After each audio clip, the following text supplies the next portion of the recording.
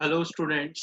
Last lecture में हमने discuss किया था एसे 315 और इंटरनल कंट्रोल तक हमने डिस्कस कर लिया था। एक बार मैं रिवाइज करवा देता हूँ, फिर आगे चलते हैं। एसे 315 हमने स्टार्ट किया था, that is identifying and assessing the risk of material misstatement to understanding the entity and its environment. तीन चीजें हमने पढ़ी थी कि इस ऐसे में क्या करना है, आइडेंटिफाई एंड असेस करना है, किसको आइडेंटिफाई एंड असेस करना है, risk of material misstatement को, एंड कैसे करना है through understanding the entity and its environment. उसके बाद हमने डिस्कस किया था कि एंटिटी एंड इट्स एनवायरनमेंट को कैसे आइडेंटिफाई करना है, तो उसके लिए जो भी लॉ एंड रेगुलेशन उस एंटिटी पे अप्लाई हो रहे हैं वो आपको देखने हैं। सेकेंडली उसकी ओनरशिप किसके पास है, क्या काम कर रही है वो एंटिटी, और उसके जो भी लीगल डॉक्यूमेंट्स है वो आपको देखने हैं। तो ये सारी चीजें हमने डिस्कस की थी। और उसके बाद हमने डिस्कस किया था इंटरनल कंट्रोल के बारे में। इंटरनल कंट्रोल की डेफिनेशन हमने देखी थी। Internal control it is a process design implemented और maintain by TCWG and management to achieve the following. चार ऑब्जेक्टिव हमने देखे थे। पहला ऑब्जेक्टिव था reliable financial reporting. Second objective था operating effectiveness and efficiency. And तीसरा ऑब्जेक्टिव था सेफगार्डिंग ऑफ असेट्स। एंड चौथा ऑब्जेक्टिव था compliance with law and regulation. ये चार चीजें हमने देखी थी। फिर आज हम लोग करने वाले हैं components of internal control. Internal control के कंपोनेंट्स के बारे में अगर बात करें तो पांच तरीके के कंट्रोल्स होते हैं, कंपोनेंट्स होते हैं इंटरनल कंट्रोल के। पहला है control environment, second is risk assessment process, third one is information system for control activities, and fifth monitoring of controls. ये पांच चीजें हमको पढ़नी है। पहले मैं आपको समझा देता हूँ कि ये कंपोनेंट क्या काम आते हैं। बेसिकली ये कंपोनेंट जो है इंटरनल कंट्रोल के, ये ऑडिटर चेक करेगा और इन कंपोनेंट के बेसिस पे ऑडिटर को हेल्प मिलेगी to identify and assess the risk of material misstatement. Material misstatement को आइडेंटिफाई और असेस करने में ये कंपोनेंट्स ऑडिटर की हेल्प करेंगे। तो एक एक पॉइंट हम समझते हैं, एक एक कंट्रोल के कंपोनेंट को समझते हैं। तो चलिए, पहला कंट्रोल की अगर मैं बात करूं तो कंट्रोल इन्वायरमेंट।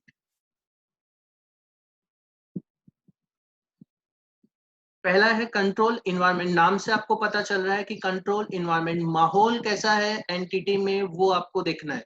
एंटिटी का माहौल कैसा है, एंटिटी में बिजनेस ऑपरेशन किस तरीके से हो रहे हैं, किस माहौल में हो रहे हैं, वो सब आपको देखना है। उसके लिए सबसे मेन चीज जो ऑडिटर चेक करता है वो ये देखता है कि क्या मैनेजमेंट ने उस एंटिटी के जो भी एम्प्लॉइज हैं, जो भी स्टाफ है, उनमें एक होनेस्टी का कल्चर क्रिएट किया हुआ है या नहीं किया हुआ, एक इंटेग्रिटी उन्होंने रखी हुई है कि नहीं रखी हुई।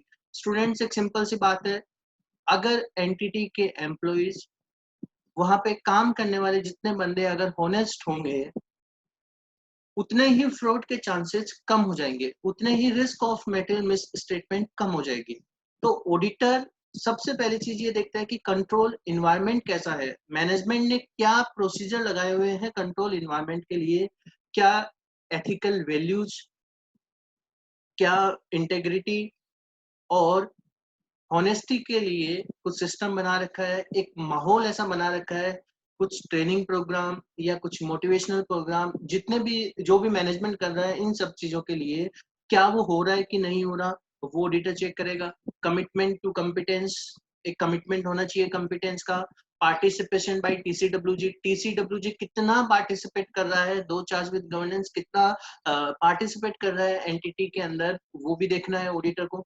Management philosophy and operating cycle, organisation structure कैसे बना हुआ है। ऑर्गेनाइजेशन स्ट्रक्चर का मतलब कौन सा ऑफिसर कौन सी पोस्ट पे है, कितने एम्प्लॉइज हैं, कौन से डिपार्टमेंट में कितने एम्प्लॉइज है, कौन सी पोस्ट पे है, ये सारी चीजें ऑर्गेनाइजेशन स्ट्रक्चर में ऑडिटर चेक करता है। Assignment of authority and responsibility, किस तरीके से असाइनमेंट हो रहा है रिस्पॉन्सिबिलिटीज का, अथॉरिटीज का। और human resources policies and practices, जो भी मैनेजमेंट ने किया हुआ है, ये सारी चीजें होती है कंट्रोल इन्वायरमेंट में हम कंसिडर करेंगे। सेकंड, अगर मैं बात करूं रिस्क असेसमेंट प्रोसेस, ये रिस्क असेसमेंट प्रोसीजर ध्यान रखना स्टूडेंट्स, ऑडिटर का रिस्क असेसमेंट प्रोसीजर की बात नहीं कर रहे हैं। ये जो रिस्क असेसमेंट प्रोसीजर है, ये एंटिटी का रिस्क असेसमेंट प्रोसीजर है कि जो मैनेजमेंट है वो कैसे रिस्क को असेस कर रहा है अपनी ऑर्गेनाइजेशन में, वो ऑडिटर चेक करेगा। वो as a part of component of internal control हम डिस्कस कर रहे हैं। देखना क्या लिखा हुआ था, entities risk assessment process forms a basis of for how the management determine, important point, how the management determine the risk to be managed. Management किस तरीके से डिटरमाइन कर रहा है वो ऑडिटर देखेगा। If that process is appropriate to the circumstances including the nature, size and complexity of the entity, it assists the auditor in identifying the risk of material misstatement। ये सब चीजें किसके लिए हेल्प करेगी, ये सब ऑडिटर के लिए हेल्प करेगी to identify the risk of material misstatement. Risk can arise और change due to below mention circumstances, ये कुछ सर्कमस्टांसेस दिए हुए हैं जहां पे रिस्क कैन अराइज और चेंज, बढ़ भी सकती है रिस्क, कम भी हो सकती है, ठीक है, ये सारी चीजें, ये कुछ सर्कमस्टांसेस हैं। पहला पॉइंट है चेंजेस इन रेगुलेटरी और ऑपरेटिंग एनवायरनमेंट, अगर एनवायरनमेंट में चेंज हो गया तो रिस्क कम भी हो सकती है, ज्यादा भी हो सकती है। Recruitment of new personal, significant and rapid expansion of operation, incorporating new technology into production process and corporate restructuring। तो ये सारी चीजें रिस्क असेसमेंट प्रोसीजर में कवर होती है। स्टूडेंट्स ध्यान रखना, सीए इंटर के लिए ये एक इम्पोर्टेंट क्वेश्चन बनता है, components of internal control. CA final पे थोड़ा सा कम इम्पोर्टेंट है, फिर भी कोई केस स्टडी आ सकती है और उसमें कोई एक पर्टिकुलर पॉइंट्स के लिए भी हो सकता है और पांचों पॉइंट पे आपको उसमें कंपोनेंट के लिखने पड़ सकते हैं। तो रिस्क असेसमेंट प्रोसीजर की जो यहाँ पे बात हुई है वो मैनेजमेंट के रिस्क असेसमेंट प्रोसीजर की हम बात कर रहे हैं। मैनेजमेंट किस तरीके से रिस्क को असेस कर रहा है अपने ऑर्गेनाइजेशन में, उसके बारे में हमने डिस्कस किया है। सेकंड पॉइंट, ये कुछ पॉइंट्स हैं, ये आपको याद रखने पड़ेंगे कि रिस्क कहाँ कहाँ पे चेंज हो सकती है, कहाँ पे अराइज हो सकती है, कम भी हो सकती है, ज्यादा भी हो सकती है। अगर रेगुलेटरी और ऑपरेटिंग एनवायरनमेंट चेंज हो गया हो, रिक्रूटमेंट हो रहा हो नए पर्सनल का, सिग्निफिकेंट एंड रैपिड एक्सपांशन हो रहा हो बिजनेस का, and the incorporating new technology into the production process and corporate restructuring अगर हो रहा हो तो दो पॉइंट हमने डिस्कस किए हैं, कंट्रोल एनवायरनमेंट, माहौल कैसा होना चाहिए, and second is risk assessment process, organisation का रिस्क मैनेजमेंट का रिस्क असेसमेंट प्रोसीजर क्या होता है टू आइडेंटिफाई द रिस्क। तीसरा हम बात करेंगे information system area to be examine. Information system किस तरीके का मैनेजमेंट यूज कर रहा है वो ऑडिटर चेक करेगा, किस तरीके से वो प्रोसेस करता है वो सारी चीजें ऑडिटर चेक करेगा, क्योंकि it is also a part of internal control. देखना, the information system relevant to financial reporting objective which includes the accounting system consist of procedure, records, design and established tool। ध्यान रखना students, हम जो यहाँ पे बात कर रहे हैं वो उन्हीं उसी इंफॉर्मेशन सिस्टम की बात कर रहे हैं जो फाइनेंशियल रिपोर्टिंग ऑब्जेक्टिव से बनाया गया है, which include the accounting system also. और भी बहुत सारे सिस्टम, इंफॉर्मेशन सिस्टम हो सकते हैं ऑर्गेनाइजेशन में, बट ऑडिटर के लिए जो रिलेवेंट है वो फाइनेंशियल रिपोर्टिंग के लिए जो इंफॉर्मेशन सिस्टम यूज हो रहा है उसको ऑडिटर देखेगा, जैसे अकाउंटिंग सिस्टम हो गया, ठीक है। अब इसमें भी कुछ पॉइंट्स ऑडिटर चेक करेगा। Initiate, record, process and report the entity transaction, किस तरीके से ट्रांजैक्शन इनिशिएट होता है, किस तरीके से ट्रांजैक्शन को रिकॉर्ड होता है उस एप्लीकेशन में, एंड किस तरीके से वो ट्रांजैक्शन प्रोसेस होता है। आई थिंक अकाउंटिंग सिस्टम में सबने काम किया होगा, जो भी सीए फाइनल लेवल पे है उन्होंने अपने आर्टिकलशिप के दौरान अकाउंटिंग देखे होंगे एंटिटीज के, किस तरीके से अकाउंटिंग सॉफ्टवेयर काम करते हैं।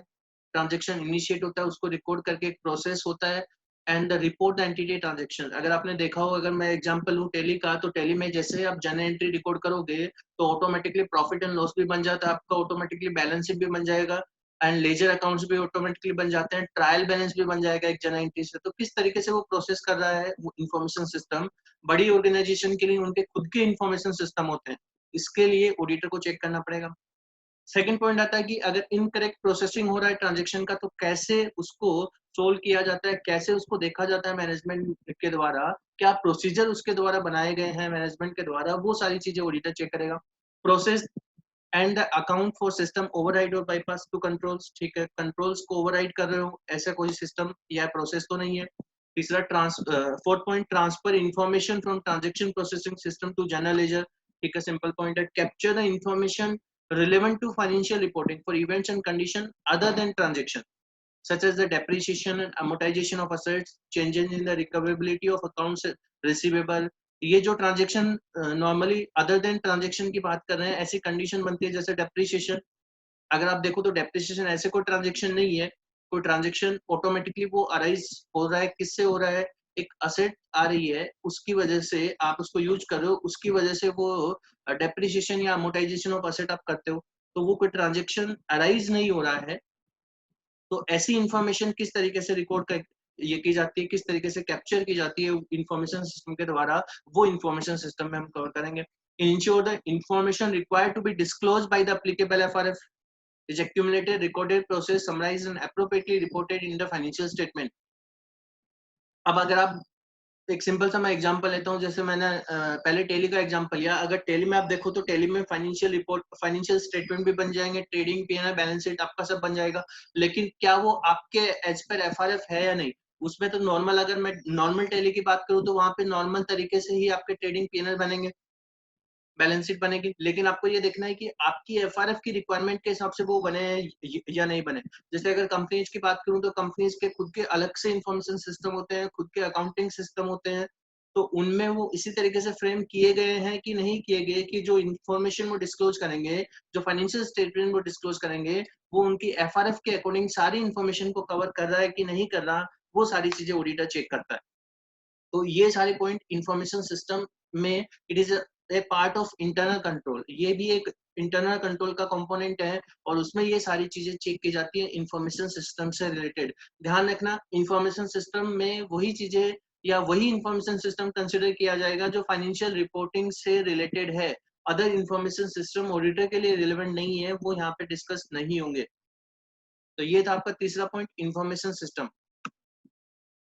फोर्थ पॉइंट आता है कंट्रोल एक्टिविटीज। अभी तक अपन ने देखा कि क्या क्या चीजें की हुई है, मैनेजमेंट की क्या पॉलिसीज बनाई हुई है, कैसा इन्वायरमेंट बनाया हुआ है, कैसे मैनेजमेंट रिस्क को असेस करने के लिए प्रोसेस बनाया हुआ है, किस तरीके से इंफॉर्मेशन सिस्टम काम कर रहा है। अब हम बात करें कंट्रोल एक्टिविटीज की कि एक्चुअल में कितनी एक्टिविटीज मैनेजमेंट ने की है उस कंट्रोल के लिए, उस प्रोसेस, जो प्रोसेस बनाया था, जो इन्वायरमेंट बनाया था, एक्चुअल में क्या क्या एक्टिविटीज हुई है, वो सब ऑडिटर यहाँ पे चेक करेगा। Control activities are the policies and procedure that help the ensure that management directive are carried out and may pertain the following. ये कुछ चीजें यहाँ पे performance review, information processing, physical control, segregation of duties, किस तरीके से activities management में हो रही है, किस तरीके से एक्टिविटीज ये ऑर्गेनाइजेशन में हो रही है रिलेटेड टू इंटरनल कंट्रोल, वो फोर्थ पॉइंट में कंसिडर होती है। तो पहला पॉइंट है कंट्रोल इन्वायरमेंट, जहाँ पे माहौल किस तरीके का बनाया हुआ है। Second point risk assessment procedure, management की रिस्क असेसमेंट प्रोसीजर क्या है, मैनेजमेंट कैसे आइडेंटिफाई करता है रिस्क को। And third point information system related to financial reporting किस तरीके से काम करता है। एंड फोर्थ पॉइंट आता है कंट्रोल एक्टिविटीज। कंट्रोल एक्टिविटीज में ये देखा जाएगा कि किस तरीके से क्या क्या एक्टिविटीज मैनेजमेंट ने करी है रिलेटिंग टू इंटरनल कंट्रोल। पांचवा पॉइंट हम बात करेंगे मॉनिटरिंग ऑफ कंट्रोल्स। नाम से पता चलता है लास्ट पॉइंट है monitoring of controls. Monitoring of control is a process to assess the effectiveness of internal control performance over time. अब जो भी internal control management ने लगाए हैं उनको properly monitor किया जाएगा और देखा जाएगा कि क्या वो properly काम कर रहे हैं या नहीं कर रहे। It involves the assessing the effectiveness of control on a timely basis and taking the necessary remedial action.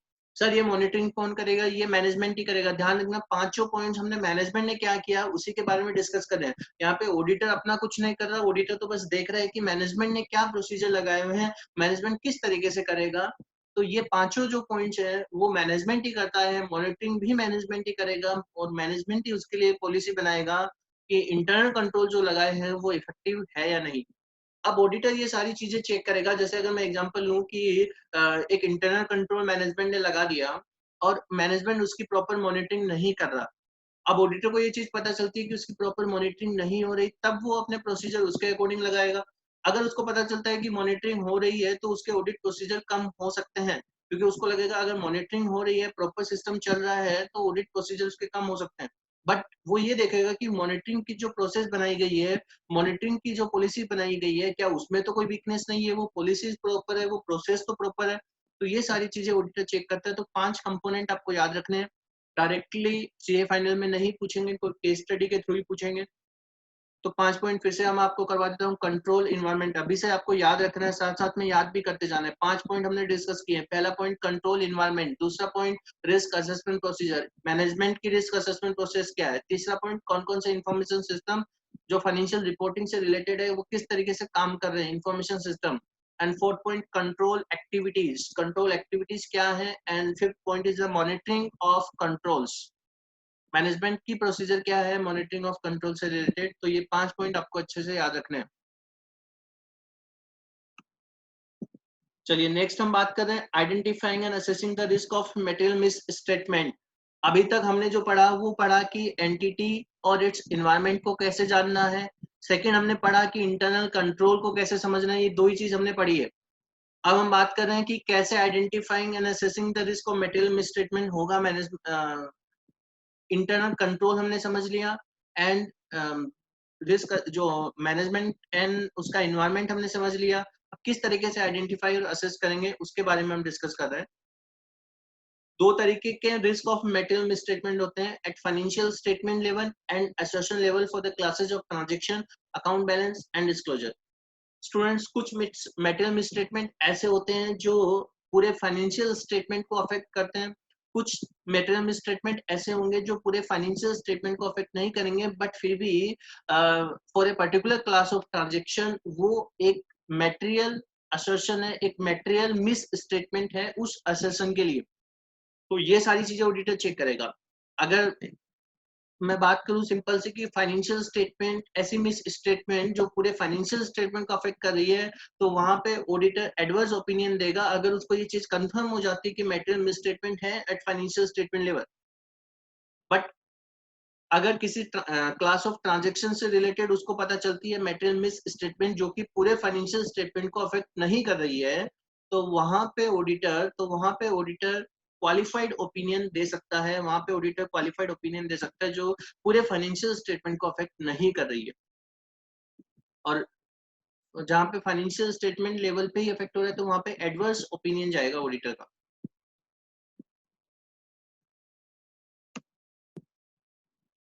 ये दो चीजें ऑडिटर चेक करता है to provide a basis for designing and performing the further audit procedure. ये पहले identify करेगा इन दो लेवल पे risk of material misstatement, और उसके अकॉर्डिंग फिर क्या करेगा अपनी फर्दर ऑडिट प्रोसीजर लगाएगा। मैंने आपको लास्ट लेक्चर में भी बोली थी ये चीज कि अगर risk of material misstatement ज्यादा है, अगर risk of material misstatement ज्यादा है ऑडिट प्रोसीजर ज्यादा लगेंगे, अगर risk of material misstatement कम है ऑडिट प्रोसीजर कम लगेंगे। तो उसके बेसिस पे रिस्क ऑफ मटेरियल मिसस्टेटमेंट एक बेसिस प्रोवाइड करता है to designing and performing the further audit procedure. चलिए इसके लिए ऑडिटर क्या करेगा, सिंपल से पॉइंट है, identify the risk in understanding of entity and its environment. Second point, assess the identified risk and evaluate whether they relate more previously to the financial statement as a whole and potentially affect the many assertion। Auditor ये check करेगा कि जो risk identify की है क्या वो पूरे financial statement को अफेक्ट कर रही है या फिर बहुत ज्यादा अफेक्ट द मैनी असर्शन, मतलब बहुत ज्यादा असर्शन या बहुत असर्शंस को अफेक्ट कर रही है जो मिलके एक financial statement as a whole affection हो सकता है। दूसरा पॉइंट रिलेट द तीसरा point relate the identified risk to what can go wrong at the association level and taking account of relevant controls that the auditor intend to test। ठीक है, consider the likelihood of misstatement including the possibility of multiple misstatement and whether the potential misstatement is of the magnitude that could result in a material misstatement। छोटे छोटे misstatement मिलके क्या वो material misstatement बन सकती है, मल्टीपल misstatement बन के भी वो material misstatement बन सकती है। ऐसे 320 में जब मेटेलिटी की बात करती है वहां पे भी ये सारे पॉइंट्स डिस्कस होते हैं मेटेलिटी लेवल सेट करने के लिए भी, कि छोटे छोटे पॉइंट्स भी मेटेरियल हो सकते हैं लास्ट में। तो कहने का मतलब ये है कि ऑडिटर ये सारी चीजें चेक करता है कि छोटी छोटी miss statement multiple miss statement बन के क्या वो मेटेरियल मिस स्टेटमेंट बन सकती है। इंडिविजुअली आप उसको कंसिडर करो तो वो मिस स्टेटमेंट नहीं है, लेकिन वो अगर किसी दूसरे मिस स्टेटमेंट के साथ मिलके तो मेटेरियल मिस स्टेटमेंट नहीं हो रही है।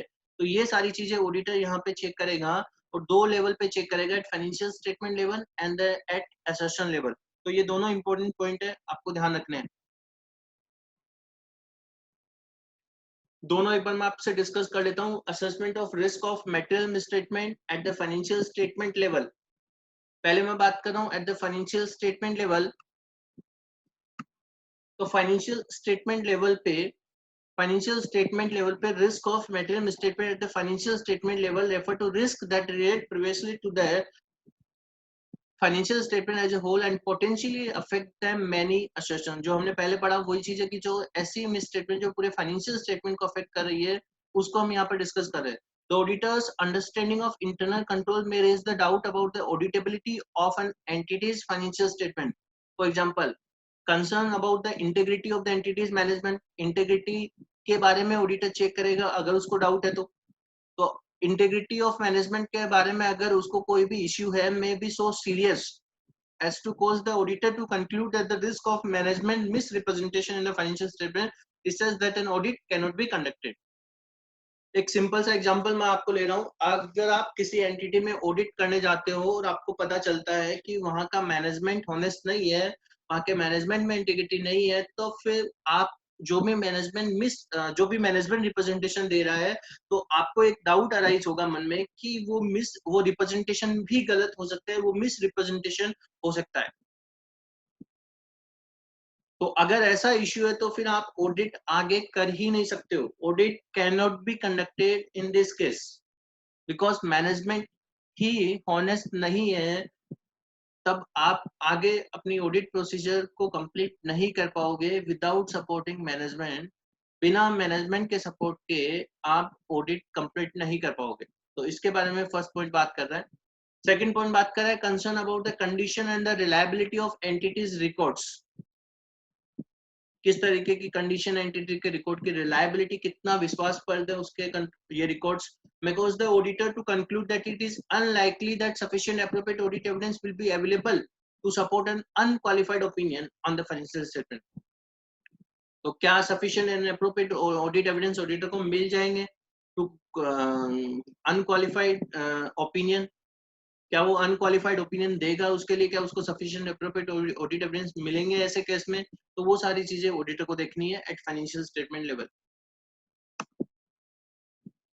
नेक्स्ट पॉइंट आता है assessment of risk of material misstatement at assertion level. अगर मैं असर्शन लेवल की बात करूं तो एक पर्टिकुलर क्लास ऑफ ट्रांजैक्शन में कुछ मिस स्टेटमेंट हो सकती है. उसके लिए 3 चीजों में मैंने इसको डिवाइड किया है. पहला पॉइंट है assertion about the class of transaction in events for the period under audit, an assertion about the account balance at the period end, and assertion about presentation and disclosure. ये 3 चीजों के बारे में केवल पॉइंट्स आपको याद रखना है, डिटेल में नहीं जाना. पहला पॉइंट है अकरेंस, किस तरीके से वो ट्रांजैक्शन अकर हो रहे हैं वो ऑडिटर को देखना है. कंप्लीटनेस, जो भी ट्रांजैक्शन हुआ है उसको कंप्लीटली रिकॉर्ड हुआ है या कंप्लीट हुआ है कि नहीं हुआ वो ऑडिटर को चेक करना है. Accuracy. Fourth point cut off, कौन से अकाउंटिंग ईयर से वो रिलेटेड है, प्रॉपर अकाउंटिंग ईयर में ही उसको दिखाना है. अकाउंटिंग आपने पढ़ी हुई है, कुछ ट्रांजैक्शन ऐसे होते हैं जो जैसे आउटस्टैंडिंग बैलेंस हो गया. अगर मार्च 31 तक आपका आउटस्टैंडिंग बैलेंस है तो वो 31 मार्च का जो ईयर चल रहा है उसी में होना चाहिए रिकॉर्ड. जब आपने पे किया नेक्स्ट ईयर तो नेक्स्ट ईयर में उसको रिकॉर्ड नहीं किया जाएगा. तो ऑडिटर को ये देखना है कि वो प्रॉपर अकाउंटिंग की गई है कि नहीं की गई. जिस अकाउंटिंग ईयर में वो रिकॉर्ड होना चाहिए अकाउंटिंग प्रिंसिपल के अकॉर्डिंग उसको उसी तरह रिकॉर्ड किया गया है या नहीं किया गया. And fifth point is classification. Classification properly उसको प्रॉपर हेडिंग में दिखाया है या नहीं दिखाया गया. तो ये सारी चीजें आपको बी और सी पॉइंट में भी ध्यान रखनी है.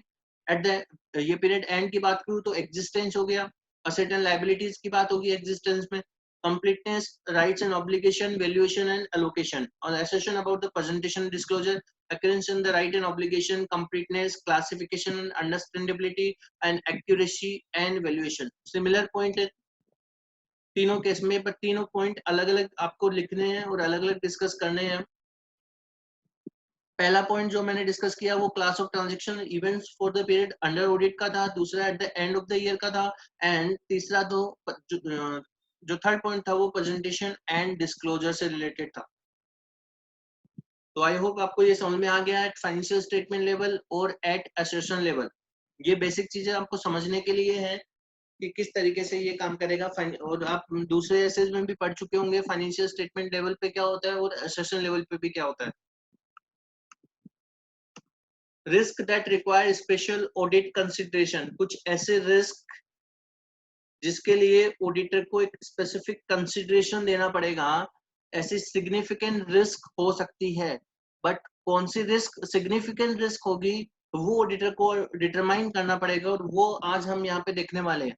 The auditor shall determine whether any of risk identified in the auditor's judgment is significant risk. ऐसे रिस्क अगर वो सिग्निफिकेंट रिस्क है तो उसके लिए स्पेसिफिक ऑडिट कंसिडरेशन ऑडिटर को रखना पड़ेगा. तो ऑडिटर वो सारी चीजें चेक करता है कि वो रिस्क सिग्निफिकेंट है या नहीं, तो वो किस बेसिस पे करेगा? पहली चीज है कि वो ऑडिटर का जजमेंट होगा, बट वो जजमेंट किस बेसिस पे होगा वो आज हम देखने वाले हैं। In exercising the judgment as to which risks are significant risk, the auditor shall consider at least the following. ये कुछ points auditor ध्यान रखेगा, simple points एकदम.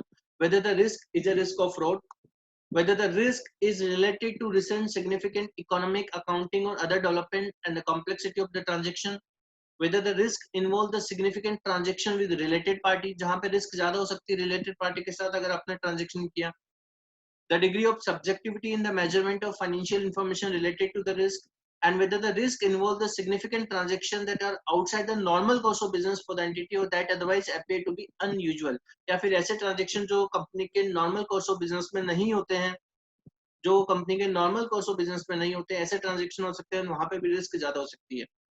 तो कुछ पॉइंट्स ऐसे हैं जो ऑडिटर डिटरमाइन करेगा टू आइडेंटिफाई करेगा to determine the significant risk, कि वो रिस्क जो रिस्क है वो फ्रॉड का रूप है या नहीं, कोई सिग्निफिकेंट अकाउंटिंग और इकोनॉमिक चेंजेस में उनकी वजह से है, रिलेटेड पार्टी के साथ है, या फिर कोई सिग्निफिकेंट ट्रांजेक्शन जो कंपनी के नॉर्मल कोर्स ऑफ बिजनेस में नहीं होता, ऐसा कोई ट्रांजेक्शन है. तो ये 5 पॉइंट अच्छे से आपको याद रखने हैं. कोई केस स्टडी इनके बेसिस पे आ सकती है, risk that require special audit consideration. Last topic है इस ऐसे का, risk to internal control imposed by IT. Audit of automated environment आपने पढ़ा होगा, उससे रिलेटेड ही यहाँ पे कुछ चीजें हम डिस्कस करेंगे. Risk to internal control impose by IT, IT पे जो इंटरनल कंट्रोल लगाया गया है उसमें क्या क्या रिस्क हो सकते हैं, उसमें क्या क्या रिस्क हो सकते हैं उसके बारे में हम डिस्कस कर रहे हैं. पहला पॉइंट है रिलायंस ऑन सिस्टम और program that are inaccurately processing the inaccurate data. और बहुत अगर इनएक्यूरेट प्रोसेसिंग होती है तो वहां पे रिलायंस, वहां पे रिलायबल है कि नहीं वो सिस्टम, वो आपको देखना है. वो एक रिस्क रहता है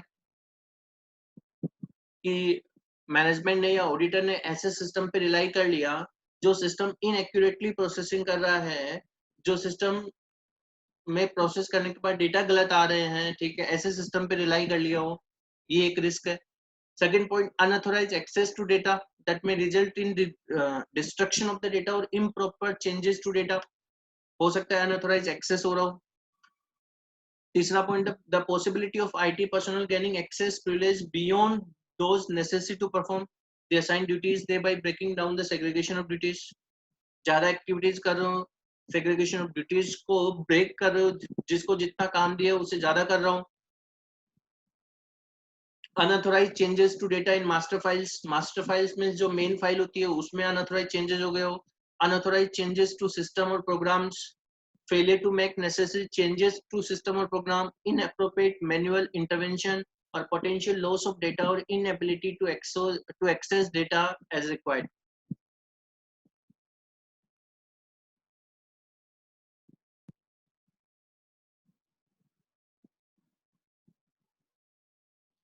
तो ये सारी चीजें हमने डिस्कस करी है ऐसे 315 में. ऐसे 315 में ये सारी चीजें हैं और ये आपको अच्छे से रखना है. मैंने आपको जब स्टार्ट किया था ऐसे तब भी ये चीज बोली थी कि हो सकता है कि इससे डायरेक्टली कोई केस स्टडी आपको नहीं पूछे, बट ये किसी भी एसेस के लिए, किसी भी ऐसे की केस स्टडी के लिए 315 का रेफरेंस देना पड़ सकता है आपको. तो इसमें जो बेसिक चीजें हैं वो सारी चीजें आपको याद होनी चाहिए. फिर से मैं एक बार बता देता हूँ कि क्या क्या चीजें ज्यादा इंपॉर्टेंट है, क्या क्या आपको इसमें पूछ सकते हैं. सबसे पहली चीज जो हमने डिस्कस करी थी, understanding require the entity and its environment, ये इंपॉर्टेंट है. ये सारे पॉइंट्स आपको याद रखने हैं. इंटरनल कंट्रोल की डेफिनेशन याद रखनी है, इंटरनल कंट्रोल की डेफिनेशन आपको याद रखनी है. Then components of internal control, 5 components हमने पढ़े हैं आज, तो वो आपको याद रखने हैं. और इसके अलावा risk at financial statement level, assessment of risk of material misstatement at financial statement level and assessment of risk of material misstatement at assertion level. ये दोनों चीज आपको याद रखनी है. अगर फाइनेंशियल स्टेटमेंट पे होगी तो ऑडिटर एडवर्स ओपिनियन देगा. अगर वो कंफर्म हो जाती है रिस्क ऑफ मेटेरियल मिसस्टेटमेंट और फर्दर ऑडिट प्रोसीजर लगाने के बाद भी एविडेंस नहीं मिलते हैं ऑडिटर को, या एविडेंस मिलते हैं वो भी रिस्क को वो भी कोई फ्रॉड इंडिकेट कर रहे हैं, तब ऑडिटर एक एडवर्स ओपिनियन देगा अगर वो फाइनेंशियल स्टेटमेंट को अफेक्ट कर रहे हैं तो। एंड फिर आता है risk that require special audit consideration, इसके बारे में भी केस स्टडी पूछी जा सकती है। तो ये पॉइंट्स भी आपको अच्छे से याद रखने हैं। और लास्ट पॉइंट है risk to internal control imposed by IT. तो ये सारी चीजें आपको याद रखनी है। आई होप आपको समझ में आया होगा। अगर इसका नोट्स आपको पीडीएफ फॉर्मेट में चाहिए तो नीचे मेरे व्हाट्सएप नंबर लिखे हुए हैं, आप उस पर मेरे को मैसेज करोगे तो मैं आपको सेंड कर दूंगा पीडीएफ फॉर्मेट में नोट्स। इससे रिलेवेंट केस स्टडी में डिस्कस नहीं कर रहा हूँ आज, दूसरे एसेज में भी करवाऊंगा, उसके साथ ही इसका रेफरेंस देके आपको समझाऊंगा कि किस तरीके से ऐसे 315 के पॉइंट्स आ सकते हैं। लास्ट एग्जाम में अगर सीए फाइनल में मैं बात करूं तो अभी नवंबर 19 में, मई 19 में कोई भी क्वेश्चन नहीं आया है 315 का, डायरेक्टली केस स्टडी कोई भी नहीं आई है, बट वो पूछी जा सकती है, डायरेक्टली भी पूछी जा सकती है और किसी ऐसे के साथ भी पूछी जा सकती है। आई होप आपको समझ में आ गया होगा। Thank you so much everyone.